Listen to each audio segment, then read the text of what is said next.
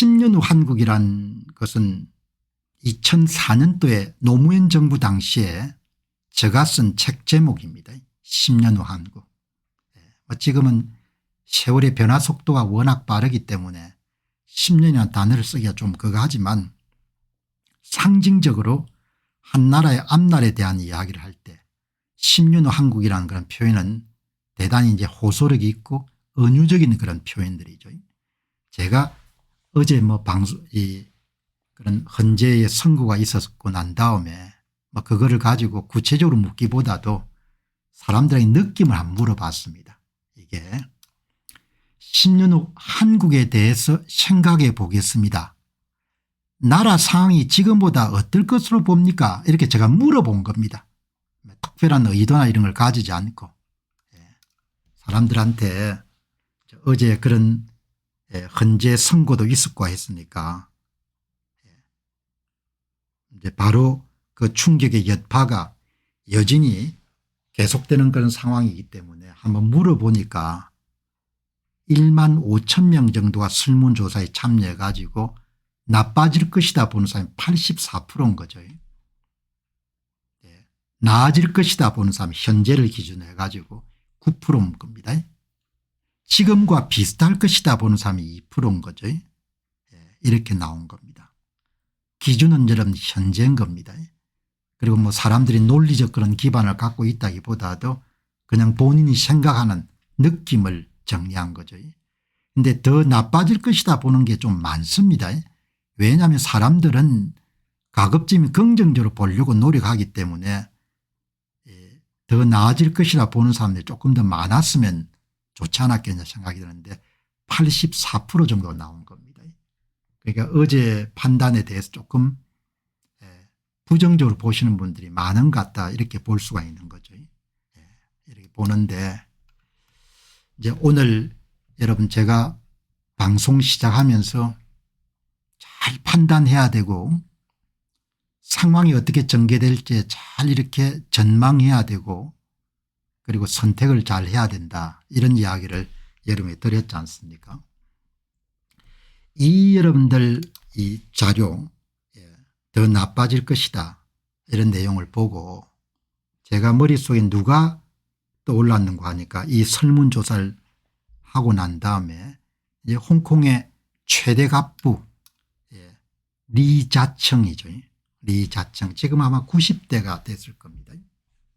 리자청 회장 리자청 회장 이야기를 여러분들 보고 여러분 이 기사가 2014년 기사입니다. 리자청 회장이 1년 사이에 3조 3천억을 그때 중국 내 부동산을 매각했거든요. 그래서 많은 사람들이 당시에 리자청 회장이 중국 부동산을 매각할 때 2014년도 13년도에 부동산 거품에 대한 우려가 있었기 때문에 저렇게 부동산을 대량으로 매각하는 모양이다 이렇게 생각했거든요. 그런데 그 매각 작업이 2011년부터 시작이 되거든요. 그럼 그 전에부터 벌써 준비를 했다는 겁니다. 시진핑 주석의 이런 활동이 본격화된 게 2012년부터거든요. 이게 2013년입니다. 중화권 최고 갑분 리자청 회장 중국 자산 잇따라 매각 거품 붕괴 신호탄. 대부분 사람들이 부동산 가격 때문에 파는 걸로 본 겁니다. 그 당시에 2013년에 2018년 기사 보시기 바랍니다.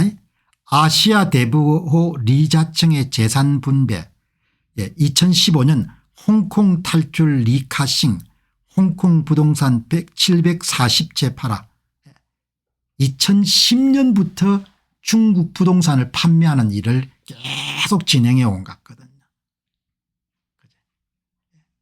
그런데 그때 사람들은 판세를 못 읽었어요. 리자청 회장이 그냥 부동산 가격이 상당히 불안해지기 때문에 팔았다 이렇게 여러분들 이해를 했거든요. 제가 물어본 겁니다. 홍콩 재벌 리자청은 뛰어난 통찰력으로 유명합니다. 2015년 시진핑이 집권했을 때 이게 뭐 이전입니다. 2012년입니다. 대다수 사람들은 그 심각성을 인지하지 못했지만 그런 중국 사업을 본격적으로 정리해서 특정 국가의 투자가 과도하게 몰렸을 때 지불해야 될 리스크, 컨트리 리스크를 최대한 줄이는 인물입니다. 그가 왜 중국 사업을 대대적으로 정리했을까요? 이렇게 여러분들 물어본 겁니다. 그죠? 이게 중국 공산당의 리더십에 문제가 있을 거라고 본 겁니다. 정치를 읽은 거죠. 리자청은 2015년이 아니고 2012년부터 매각합니다. 예. 중국 사업을 대대적으로 정리한 것은 단순한 사업 조정이 아니라 중국의 정치 경제적 변화와 리스크를 미리 감지한 전략적 결정이었습니다. 그는 아시아에서 가장 영리한 사업가 중 한 명으로 평가받고 선제적인 리스크 관리로 유명합니다. 2012년 시진핑이 집권한 이후에 2013년에 2015년부터 반부패 캠페인이 강력하게 진행됐습니다. 이 과정에서 중국 내의 국유기업 강화, 민간기업 규제 증가 등의 흐름이 감지됩니다. 리자청 회장은 중국 정부의 정책 방향이 점차 시장 친화적 정책에서 국가 통제 강화로 이동한다고 판단했습니다. 국가 주도의 경제 개입이 심화될 것이고 민간 기업들에게 불리한 환경이 조성될 것입니다. 이렇게 본 겁니다.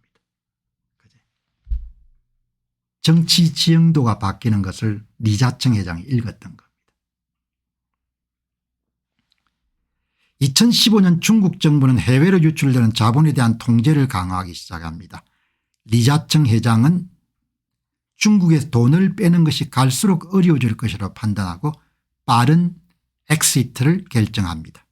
중국 내 부동산 및 자산을 정리하고 유럽 및 서구 국가로 투자처를 다변합니다.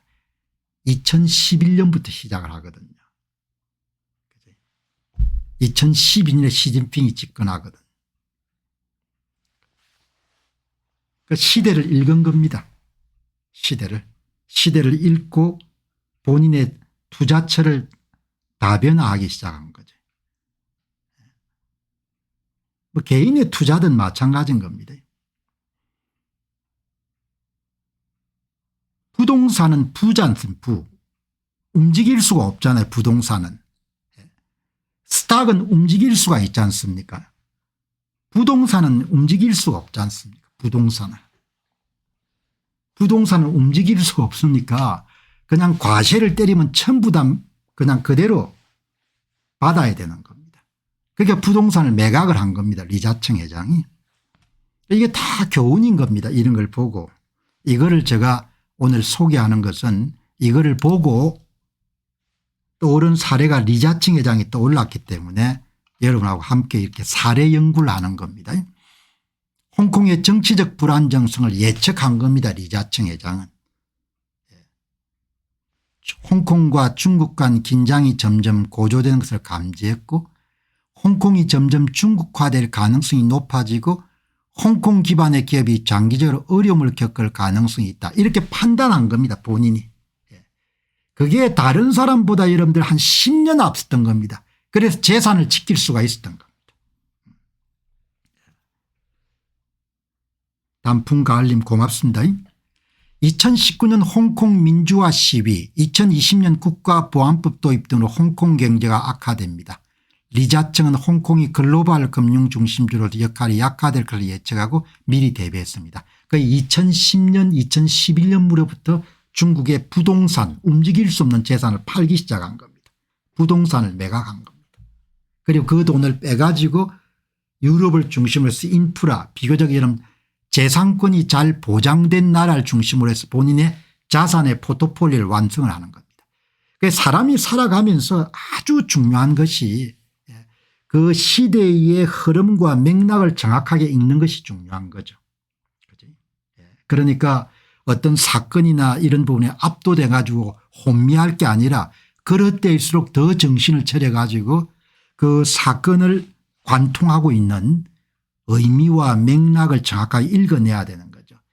다른 사람들이 시진핑이 집권을 할 때 다 열화 같은 환영을 하고 전부가 다 여러분들 열광할 때 리자청 회장은 그거를 관찰자 입장에서 본 겁니다. 아, 저 양반이 상당히 국가 권력을 강화할 수 있는 사람이구나. 그래서 부동산을 매각해야겠다. 그렇게 좀 정리하고 과감하게 매각합니다. 그리고 특히 홍콩에 있던 이런 고급 아파트들은 저렴하게 이런 매각해가 여러분들. 여기서 중요한 건 부동산이다. 부동산. 동산은 움직이지 않은 부동산은 움직이지 못한 부동산입니다. 부동산.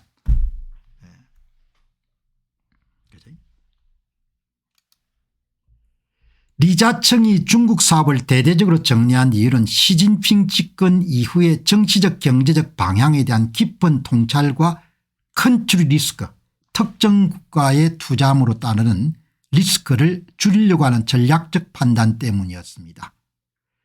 리자청 회장은 시진핑의 집권과 더불어 중국 내 정치와 경제 정책이 크게 변화할 것을 예견했습니다. 그는 중국 내 사업 환경이 불확실해지고 위험이 증가할 것으로 판단했습니다. 어마어마하게 뛰어난 거죠. 한 10년 앞선 겁니다. 10년. 10년 앞서가 이렇게 본 겁니다. 시대 흐름을.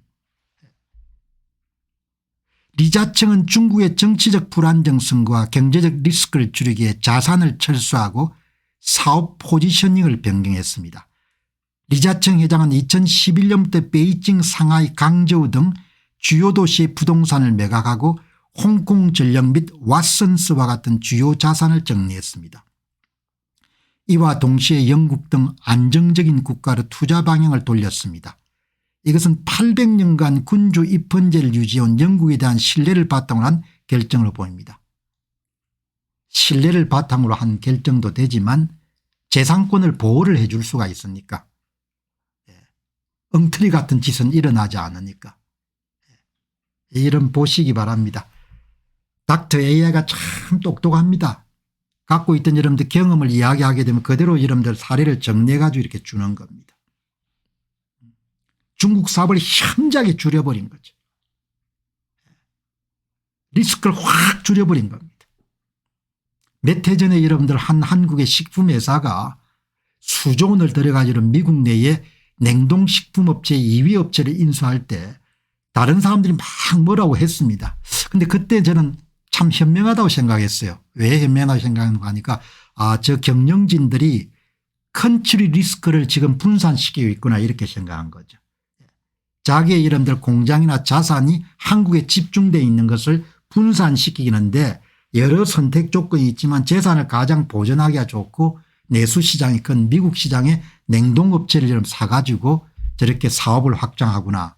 그걸 저는 보고 역시 저야 이 경영진들이 시야가 좀 넓고 안목이 있구나 이런 생각을 했거든요. 컨트리 리스크 이게 참 중요한 이슈입니다. 여기 나온 컨트리 리스크. 컨트리 리스크. 그러니까 지금 이제 주식이 많이 빠져가지고 한국에 이제 미국 정권 시장에 투자한 그런 투자자들이 손해가 지금 많이 불어났지만 그러나 제가 그걸 긍정적으로 본 것은 그게 부동산이 아니고 동산인 거죠. 그리고 그 컨트리 리스크가 아니고 미국 시장에 돈을 집어넣은 겁니다. 그 컨트리 리스크를 분산시킨 거죠. 이렇게 여러분들 볼 수가 있는 겁니다. 리자청은 중국 고위층 내부 정보를 통해 앞으로 10년간의 정치적 방향을 예측했다고 평가받습니다. 이것은 일반적으로 접근하기 어려운 정보고 그의 뛰어난 해완과 네트워크가 이를 가능하게 했다는 분석이 있습니다. 이러한 정보는 장점인 등 과거 지도층과의 관계를 통해 얻었을 가능성도 제기됩니다. 결론적으로 말하자면 리자청은 시진핑 집권 이후에 중국 내의 사업 환경의 악화를 예측하고 가족 기업의 안전과 지속 가능한 성장 기반을 마련하기 위해서 중국에 철수하는 전략적 결정을 내렸습니다. 이게 핵심적인 거죠. 정치적으로 안정된 나라에 자기 자산을 돌린 겁니다. 법적으로 보호를 받을 수 있는 장소예요. 다른 특별한 그런 뜻이 있는 것은 아니고 제 머릿속에 들어있는 그런 데이터베이스에서 오늘 어제 그 판결이 내리고 난 다음에 제가 집필했던 책 제목 10년 후 한국이라는 내용이 떠올라 가지고 보통 시민들에게 상황이 어떻게 될 것 같냐 이렇게 보니까 그 상황이 여러분들 악화될 것으로 본다 이런 분들이 많기 때문에 그 역사적 사례 가운데 리자청 회장이 다른 사람들보다 한 10년 넘게 일찍 상황을 본 거죠. 특정 지역에서 이제 정치적 그런 환경이 격변하게 되면은 주식은 갖고 움직일 수 있지만 부동산은 움직일 수가 없지 않습니까? 부동산은 갖고 움직일 수가 없고 그다음에 특정 정치 세력이 부동산에 대해서 굉장히 강한 선견이나 이런 걸 갖고 있으면은 그러면은 굉장히 힘든 거죠. 왜냐하면 부동산에 대한 중과세를 때릴 수가 있으니까. 그지? 그러니까 뭐 세상의 모든 부분들은 미래의 일이기 때문에 예단할 수는 없지만 우리가 이런 실방송을 통해 가지고 경험을 공유하고 그다음에 대비책을 마련한 것은 상당히 의미가 있다 이렇게 저는 보는 겁니다. 그러니까 참 이 보면은 뭐 정치 환경이라는 것은 우리가 어떻게 해볼 도리가 없지 않습니까? 그거는 뭐 지금 여러분들 다 경험을 많이 하셨지만 노력하지만 뭐 그야말로 통제 영역이 아닌 거죠. 노력은 하는데 통제 영역이 되게 개인적인 그런 사안은 노력하면 성과 그대로 따르지 않습니까? 공부를 열심히 하면 시험을 잘 치르게 되고 사업을 열심히 하면 돈을 조금 더 벌 수가 있고 그런 거지 않습니까? 그런 통제 가능한 영역이고 그러나 세상 일에는 통제할 수 없는 영역이 꽤 많지 않습니까? 우리가 여러분들 노력을 많이 했지만 결국 선거 공정성에 대한 소기의 그런 기대한 성과를 거두지 못했지 않습니까? 그건 뭐 집단적인 그런 선택이 개입되는 그런 경우에는 노력한다고 해서 그대로 이러면 노력을 다 성과로 바꿀 수가 없으니까 그러면 영어 표현으로 out of control 통제할 수 없는 영역의 일에 대해서는 우리가 어떤 판단을 내려야 될 것인가 그런 문제와 사람들이 누구든지 만나게 되는 거죠. 통제할 수 없는 영역이. 통제할 수 없는 영역과 만나게 되면은 통제할 수 없는 영역은 주로 특정 정치 집단의 정치적 승리나 또 그다음에 기술 변화 그다음에 또 뭐 이런 뭐 우리가 손을 쓸 수 없는 분야가 많지 않습니까? 이제 그런 부분에 상황이 발생할 가능성이 있으면은 리자청 회장도 마찬가지로 여러분들 본인이 중국 정치에 대해서 영향을 미칠 수가 없지 않습니까? 그죠? 중국 공산당의 지도자를 선출하고 그 지도자가 어떻게 권력을 행사할지는 예상은 가능하지만 본인이 할 수 있는 일이 아무것도 없지 않습니까? 본인 중국 공산당 지도층을 교체할 수도 없는 것이고 그러니까 이제 본인이 중국의 정치 지도자의 교체를 일종의 제약 조건으로 본 겁니다. 그런 제약 조건 하에서 본인의 합리적 의사결정 일종의 최적 해결책으로 선택한 것이 중국 내에 부동산을 매각하자 그리고 그 회수된 돈을 가지고 영국이나 유럽 지역의 인프라에 투자하고 그리고 이번에 파나마 이런 운하에서도 포트를 리자청 회장이 많이 갖고 있었지 않습니까? 그걸 이제 매각해 가지고 중국의 지도층의 분노를 샀다는 그런 보도가 많이 나왔는데 그러니까 이 통제할 수 없는 영역에 대해서는 자연인이 할 수 있는 방법이라는 것은 그냥 통제할 수 없는 영역에서 어떤 변화가 일어나게 될 것인지를 전망하고 가장 리스크를 줄이고 이익을 높일 수 있는 방법이 무엇인가라는 부분을 심사숙고한 다음에 그것에 맞춰서 이제 행동할 수밖에 없는 거죠.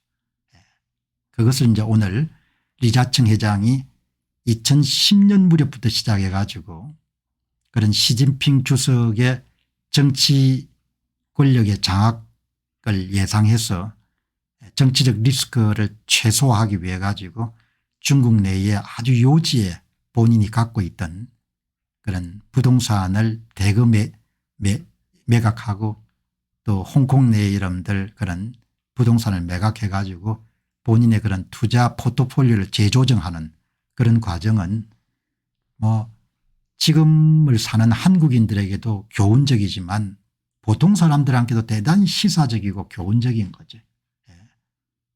그러니까 그런 면을 관심 있게 보면은 우리가 어떤 식으로 대처해야 될 것인가라는 부분에 대한 많은 구상을 얻을 수가 있는 거죠. 한국에서 펼쳐지고 있는 정치 지형도는 뭐 앞으로 어떻게 진행될지는 가늠이 됩니다만은 뭐 정확하게 그것을 이제 정확하게는 알 수 없죠. 미래의 일이니까. 그러나 이제 분명한 것은 부동산을 소유한 사람들이 상당히 이제 불리한 위치에 처하게 되는 것은 사실인 거죠. 아주 불리한 위치에 아주 불리한 그런 내용은 아마 제가 여러 번 방송에서도 말씀을 드렸을 겁니다. 아주 불리한 위치에 처하는 것. 자, 여러분 오늘 방송 주로 트럼프의 상호 관세를 중심으로 말씀을 드렸는데 이제 대통령 선거가 끝났기 때문에 조금 더 이렇게 폭넓은 주제 그리고 미래를 준비하는 데 좀 실질적인 도움이 될 수 있는 그런 주제를 중심으로 해가지고 계속해서 여러분과 함께 그렇게 노력하도록 그렇게 하겠습니다. 좋은 시간 되시고 또 내일 여러분들 어김없이 같은 시간에 좋은 콘텐츠 준비해서 여러분 함께 뵙도록 그렇게 하겠습니다. 고맙습니다.